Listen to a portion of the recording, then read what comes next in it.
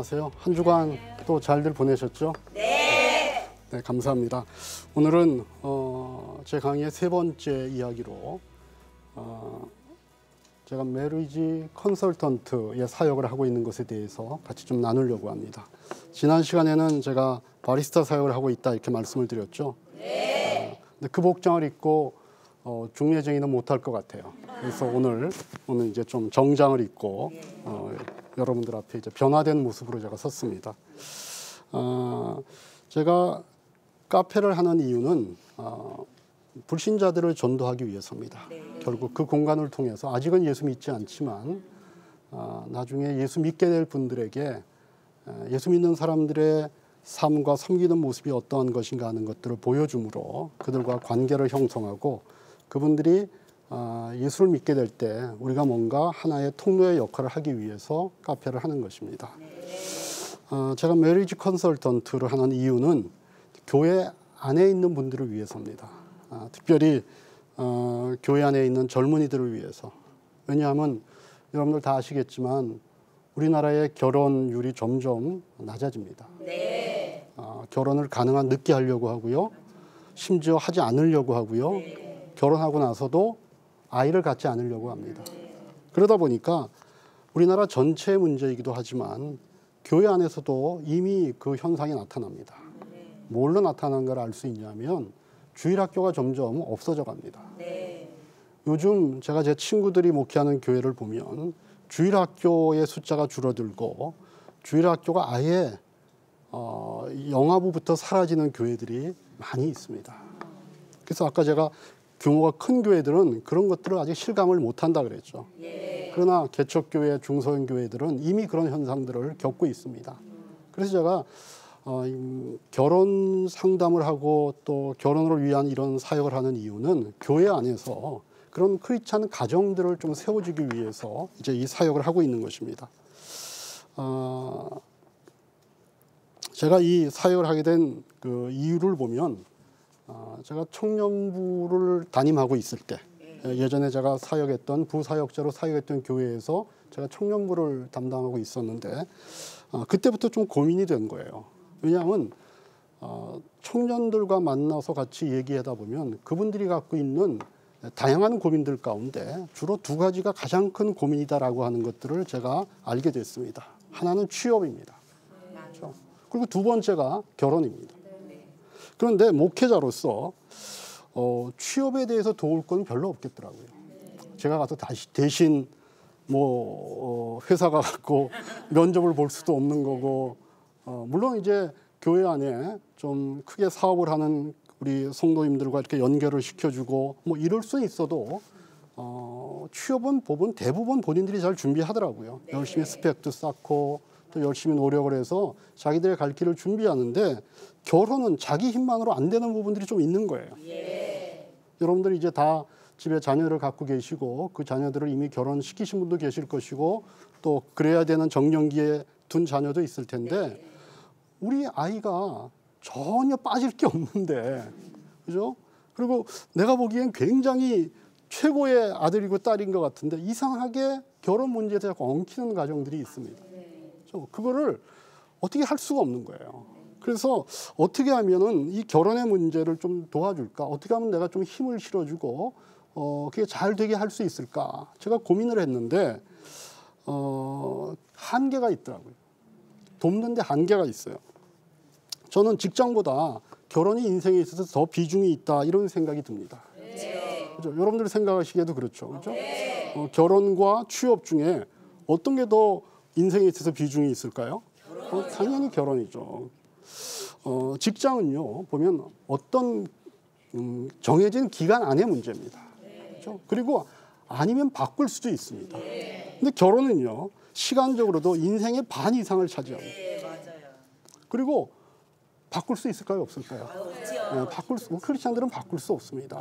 물론 부득이한 경우가 없지는 않겠지만 원칙적으로 크리스찬들은 결혼은 평생 그 배우자하고 사는 겁니다. 어떻게 보면 그래서 인생 자체의 프레임을 이 결혼을 통하여 바꾸기도 합니다. 제가 아는 어떤 유명한 목사님이 결혼에 대해서 뭐 농담 반 진담 반 그렇게 비유를 하신 적이 있는데 여자는 누구와 결혼하는가에 따라서 평생 아줌마 소리를 듣고 살기도 하고 평생 사모님 소리를 듣고 살기도 한다. 제가 뭐 절대로 아줌마라고 하는 그 위치에 대해서 폄하하거나 사모님이 최고라고 얘기하는 게 아니라 우리가 아는 일반적인 그런 세상에 돌아가는 이치가 그렇다는 것이죠. 결혼했는데 자기는 대단한 여자로서의 인생을 산 것 같은데 누구와 결혼하는가에 따라서 그런 뒤에 붙는 호칭이 달라질 가능성이 있을 만큼 결혼은 우리의 인생의 전체를 다시 재구성하는 그런 역할도 할 수 있다는 것입니다. 그래서 그만큼 결혼이 중요한데 교회에서 목회자들이 아무리 그걸 도와주고 싶어도 도와주는 데는 한계가 있더라고요. 왜냐하면 우리나라 옛말에 중매를 잘하면 술이 석잔이고 잘못하면 뺨이 석대다 이런 말이 있잖아요. 정말 이 교회 안에서 양쪽 집안을 잘 맺어주려고 하다가 잘못되면요 교인들이 교회를 떠납니다. 그렇죠? 그 11조도 잘하고 충성되게 섬겼던 장로님 가정이 어느 날 자녀의 결혼 문제 때문에 목사님이 괜히 저 집안하고 이렇게 연결을 해줘가지고 이렇게 됐다 그러면서 교회를 떠나시는 분들도 저는 있다라는 얘기를 들었습니다. 잘 도와주려고 한 것인데 결혼 문제가 그렇게 쉽지 않기 때문에 그런 예상치 않았던 일들이 벌어지기도 한다라고 하는 것입니다. 그래서 저는 이 결혼의 문제를 교회 안에서가 아니라 좀 교회 밖에서 도와줄 필요가 있겠다 이런 마음이 저에게 들었던 적이 있습니다. 그래서 어떤 교회들은 그렇게 합니다. 교회 안에서 서로 이렇게 청년끼리 만나게 하지 말고 교회끼리 해보자. 그래서 뭐 큰 강남에 있는 어떤 A라고 하는 교회하고 강북에 있는 큰 B라고 하는 교회 청년부가 만나서 서로 소개해주고 하는 프로그램들이 교회 안에 한때 유행이었던 적도 있습니다. 그런데 결과는요 비슷해요. 왜냐하면 같은 룰이 지배하기 때문입니다. 같은 교회 안에서 서로 맺어질 때 사용되는 규칙과 교회끼리 만났을 때 적용되는 규칙이 같다는 것입니다. 왜냐하면 어차피 다른 교회끼리 만나서 서로 이렇게 좋아하고 사귀는 걸 봐도요 비슷해요. 그 여러 가지 서로 맞춰볼 거 아닙니까? 일종의 경쟁입니다. 그래서 잘 돼서 경쟁에서 승리해서 결혼하는 가정들은 좋은데 커플은 좋은데 그렇지 않은 친구들은요 또 패배감을 느낍니다. 내가 우리 교회 안에서만 안 되는 줄 알았더니 저 이웃 교회하고 이렇게 많은 사람들끼리 만났는데도 결국은 나는 내 짝을 못 찾는구나. 그런 마음 때문에 오히려 더 상처가 커질 수도 있습니다. 그래서 그런 이렇게 개별적으로 또는 그룹으로 만나는 거 말고 조금 더 객관적인 기준을 갖고 이런 젊은 청년들의 만남을 도와줄 수 있는 방법이 없을까를 제가 생각을 해보니까 이런 일들을요 기존 사회에서 결혼정보회사라고 하는 그런 회사들에서 이 일을 하고 있더라고요. 창세기 우리 2장 24절의 말씀을 보면 우리가 잘 아는 하나님의 말씀이 있습니다. 남자가 그 부모를 떠나서 어떻게 하라고 되어 있죠? 그의 아내와 합하여 둘이 한 몸이 될지어다. 제가 보니까 이거는 선택의 문제가 아닌 것 같아요. 이 세상에 남성과 여성으로 태어나면 그 다음에 어떤 시간대에 반드시 이 두 사람이 결합해서 한 몸을 이루는 과정을 필요로 한다는 것입니다. 하나님이 만들어주신 제도입니다. 그래서 우리가 그거를 인간이 선택할 수 있는 문제가 저는 아니라고 생각합니다. 그래서 그 과정을 겪어가는데 어떤 어려움들이 있으면 그 어려움들을 풀어서 이 일을 할 수 있도록 도와야 되는 것이지 이건 뭐 힘드니까 하지 마. 다른 방법이 있을 거야. 뭐 이렇게 가는 것은 저는 크리스찬들로서 해야 되는 일은 아니라고 생각을 합니다. 뿐만 아니라 이 결혼은 모든 복의 근원이라고 저는 생각합니다.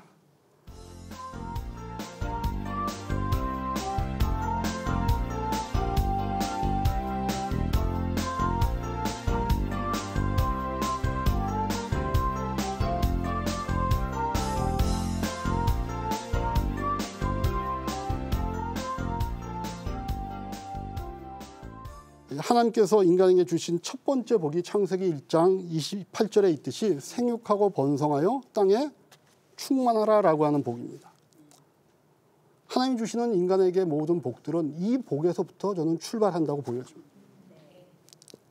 왜냐하면 하나님이 사람에게 주는 모든 복은 그 복을 받을 대상들이 있어야 주어지는 겁니다. 그렇죠? 아무런 존재가 없는데 하나님이 아무리 복을 주고 싶어도 그 복을 받을 대상이 없다 그러면 그건 아무 의미가 없는 거 아니겠습니까? 그런데 그런 존재, 하나님이 복 주실 대상들이 존재하는 것은 다른 방법이 아니라 결혼이라고 하는 남녀의 결합 방식을 통해서 가능하도록 하나님이 정하셨다는 것입니다. 그래서 지금 이 창세기 1장 28절에 나오는 생육하고 번성하여 땅에 충만하라고 이 복은 결혼이라고 하는 방식을 통하지 않고는 불가능한 방식입니다. 근데 현대사회는 어떻습니까? 현대사회는 성경과 정반대의 길로 지금 가고 있잖아요.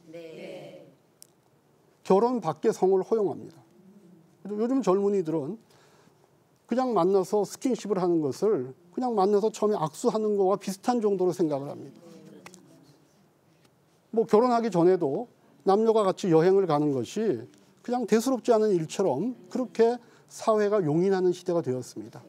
그걸 갖고 자꾸 부모님이 얘기하면 우리 부모님은 고리타분하다고 얘기합니다. 저도 지금 딸을 키우고 있는데 어떻게 될지 저도 사실은 좀 고민이 됩니다. 뿐만 아니라 비정상적인 결합도 용인을 합니다. 그죠? 그래서 이제는 사람끼리의 결합만이 아니라 사람과 동물의 결합, 우리가 성경에서 보는, 그죠? 사실은 하나님이 진노하시는 그런 일들을 요즘 사회에서 그것을 허용하는 나라들이 생겨납니다.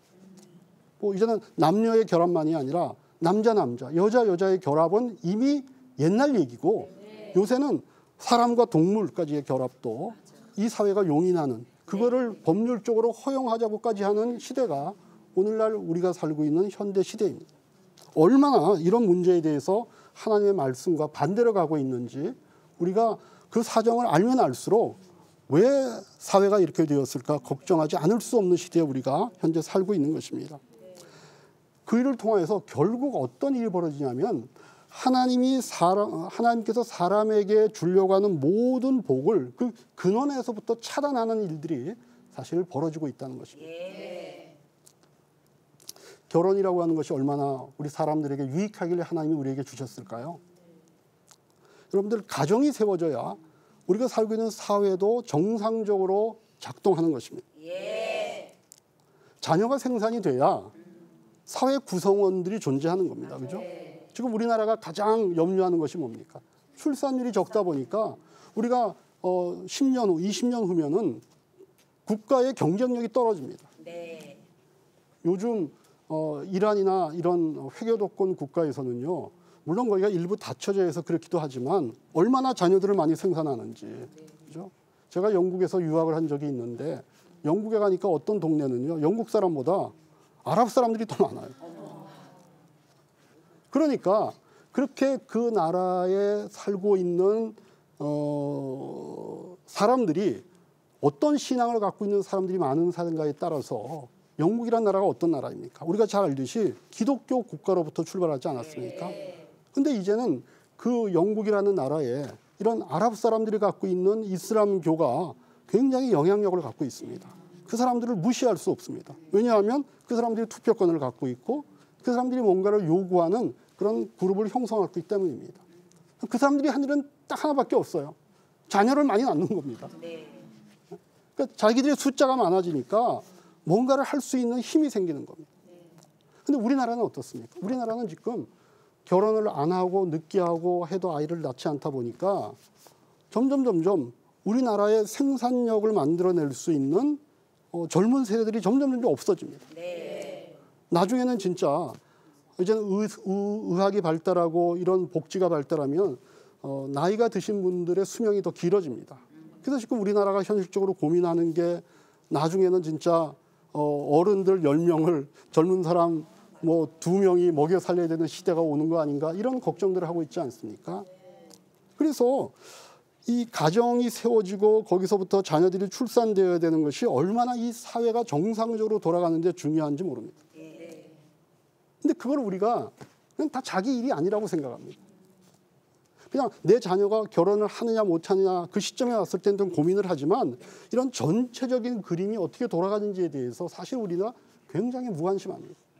저는 교회가 옛날에는 우리가 이 교회가 한국의 여러 가지 문화적인 것을 선도하고 또 기술을 서구로부터 들여와서 한국 사회를 발전시킨 데 애를 썼지만 이제는 교회가 해야 되는 일의 성격이 좀 바뀌었다고 생각합니다. 저는 교회가 이 결혼 문제에 대해서 훨씬 더 많은 좀 관심을 가져야 되지 않나 그렇게 생각합니다. 네.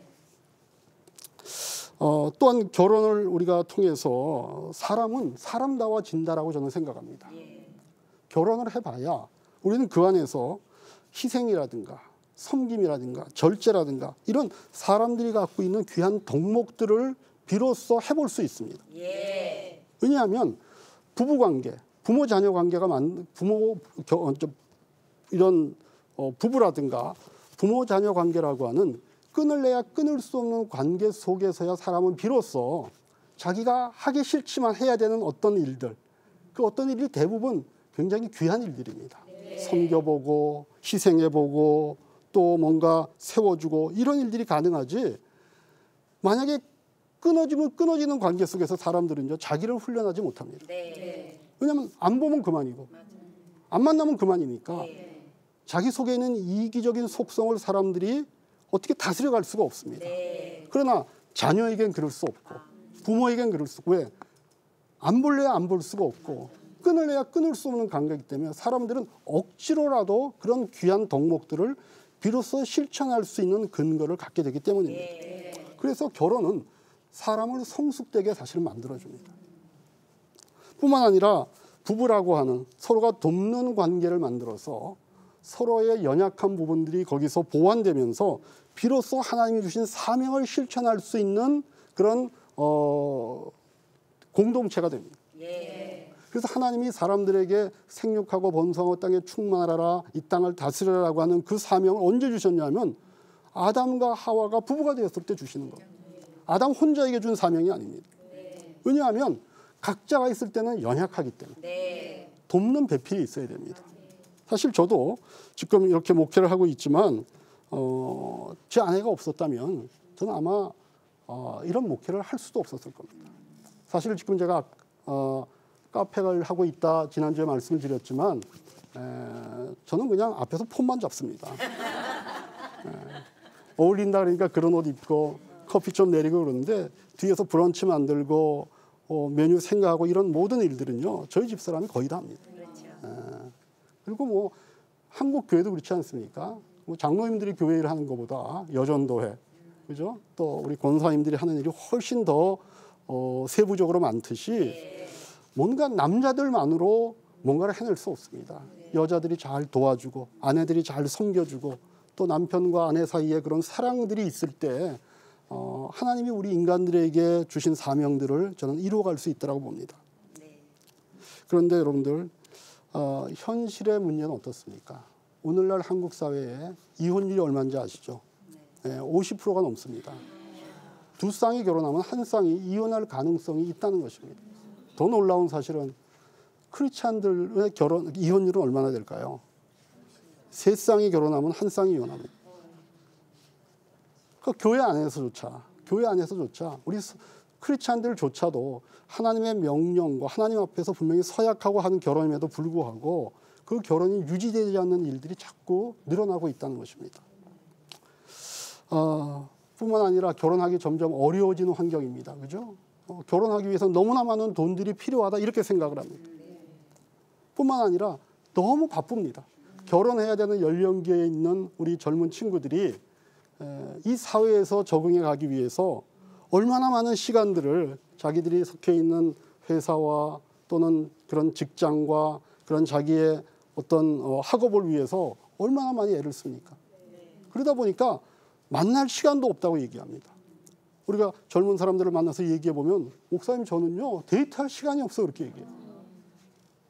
우리나라의 대기업이라고 하는 이름을 갖고 있는 회사일수록 더 많은 젊은 분들이 데이트할 시간이 없다라고 얘기합니다. 그러니까 환경이 우리가 결혼하는 것을 도와주는 게 아니라 점점 방해하는 비용과 시간 면에서 더 그렇게 됩니다. 그러나 그런 환경 때문에 그럼 우리가 결혼을 안 하거나 늦게 하거나 그래도 되지 않겠냐 이렇게 생각하는 것은 저는 크리스찬들의 자세는 아니라고 생각합니다. 하나님께서 우리에게 처음에 아담과 하와를 만드시고 결혼이라는 제도를 만드실 때는 결혼을 해야 된다라고 명령하신 것입니다. 그래서 어떤 의미에서 그것은 우리의 지켜야 되는 사명과도 같습니다. 그래서 그 사명을 이룰 수 있도록 교회에서 좀 잘 도와줄 필요가 있습니다. 어떤 방식으로 도와야 되는가 하는 것들은 교회 사정마다 다를 것이지만 저는 좀 더 객관적인 그런 관심과 객관적인 어떤 자료들을 가지고 교회 청년들이 정말 최선의 나이에 좋은 짝을 만나서 그냥 이 사회뿐만 아니라 하나님의 교회를 잘 세워갈 수 있는 이런 한국교회의 허리와 같은 역할들을 하게 하는 것이 오늘날 교회가 하는 굉장히 중요한 사명 중에 가장 우선되다 이렇게 생각합니다. 젊은이들이 없는 교회, 아이가 없는 교회 한번 상상해 보십시오. 저도 아이들이 막 예배 시간에 돌아다니고 막 울고 그러면은요, 어떨 때는 신경이 쓰입니다. 그럴 때마다 제가 하나님 앞에 다시 감사합니다. 하나님, 저희 교회는 아이들의 울음소리가 들려서 감사합니다. 제가 하는 설교나 저 아이의 울음이나 하나님 보시기에는 비슷할 것 같습니다.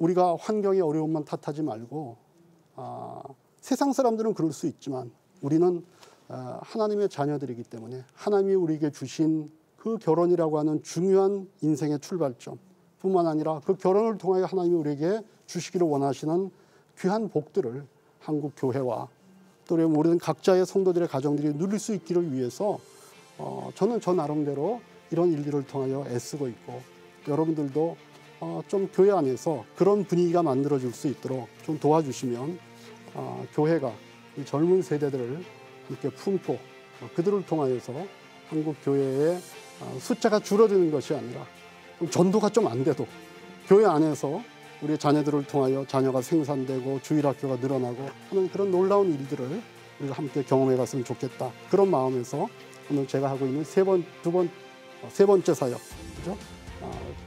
메리지 컨설팅에 대해서 여러분들과 같이 나누었습니다. 감사합니다.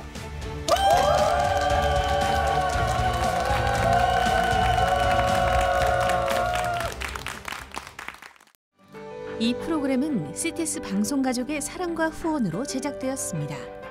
후원 전화 02-6333-1003번, ARS 060-800-1111번으로 전화주세요.